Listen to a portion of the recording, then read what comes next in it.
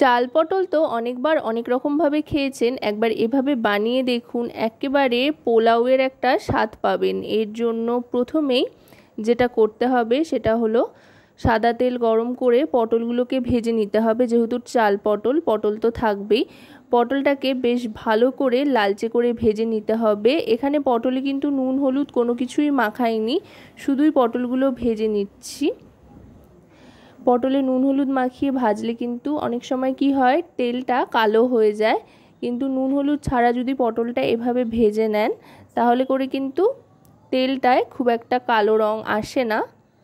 দেখুন কথায় কথায় কিন্তু পটলগুলো ভাজা হয়ে গিয়েছে, এবার তুলে নেব। আস্তে আস্তে তেল ঝরিয়ে তুলে নিচ্ছি। পটল ভাজা হয়ে যাওয়ার পর এবার আরও একটু তেল কিন্তু অ্যাড করতে হবে। একটু বেশ রসিয়ে কষিয়ে বানালে কিন্তু এভাবে চাল পটল অসাধারণ খেতে লাগে। আর আজকে যেহেতু মাছের মাথা দিয়ে তৈরি করছি তাই এর স্বাদটাই হবে আলাদা।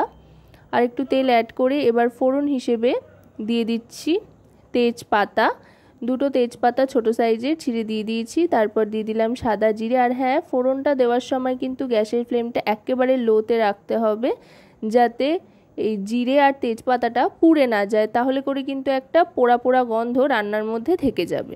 এবার দিয়ে দিচ্ছি ডুমো ডুমো করে কেটে রাখা আলুর টুকরোগুলো।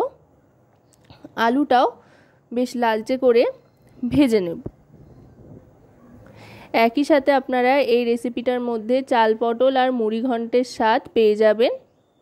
আর এই একটা রেসিপি থাকলেই কিন্তু আর কোনো কিছুর প্রয়োজন হবে না। এই এক পদেই কিন্তু এক থালা ভাত খেয়ে নিতে পারবেন, একদম অন্যরকম স্বাদের। এবার দিয়ে দিচ্ছি স্লাইস করে কেটে রাখা পেঁয়াজ। এখানে একটা বড় সাইজের পেঁয়াজ দিয়ে দিয়েছি, পেঁয়াজের পরিমাণটা একটু বেশি করে দিচ্ছি। পেঁয়াজটাও এবার ভালো করে আলুর সাথে ভেজে নিতে হবে।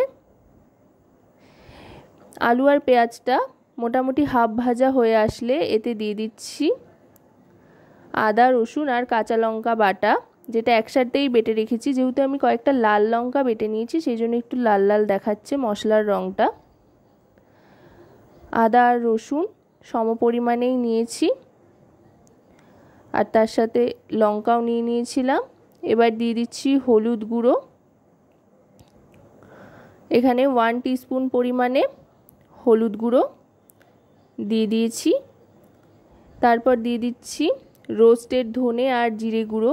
এটা কিন্তু বাড়িতেই তৈরি, একসাথে ধনে আর জিরে খালি খোলায় ভেজে গুঁড়িয়ে নেওয়া রয়েছে। এর ফ্লেভারটা কিন্তু দারুণ হয়। এভাবে আপনারা বাড়িতে কিন্তু বানিয়ে নিতে পারেন সারা মাসের জন্য, দেখবেন দারুণ লাগে, যে কোনো রান্নার স্বাদ অনেক গুণ বেড়ে যায়। এবার দিয়ে দিলাম কাশ্মীরি রেড চিলি পাউডার আর তার সাথে পরিমাণ মতো নুন।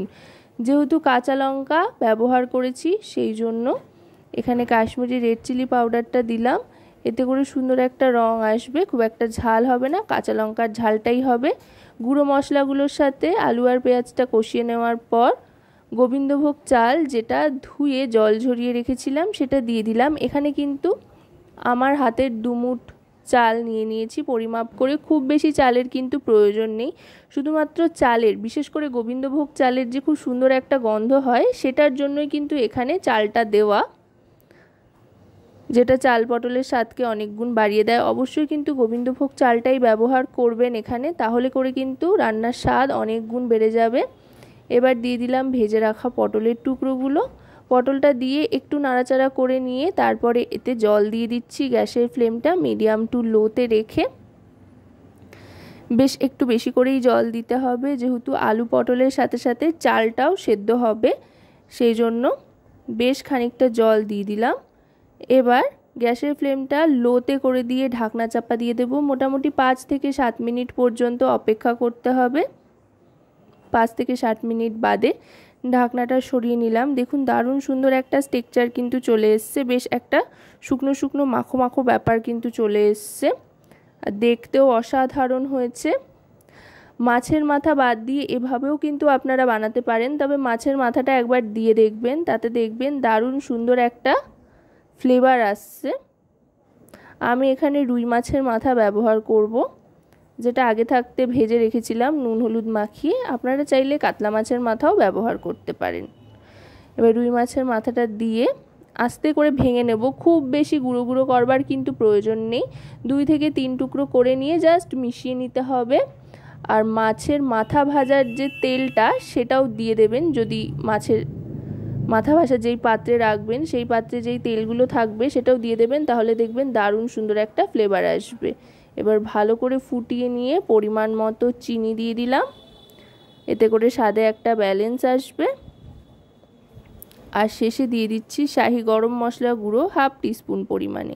তারপর ভালো করে মিশিয়ে নিয়ে এটাকে 1 মিনিট মতো স্ট্যান্ডিং টাইমে রেখে সার্ভ করে দেবো। আশা করব রেসিপিটি আপনাদের ভালো লাগবে। ভালো লাগলে অবশ্যই রান্নাবাটি চ্যানেলটিকে সাবস্ক্রাইব করে লাইক শেয়ার কমেন্টের মাধ্যমে আমাদের পাশে থাকবেন, আর পাশে থাকা বেল আইকনটি অন করে দেবেন সবার আগে সমস্ত রকম নতুন রান্নার নোটিফিকেশান পাওয়ার জন্য।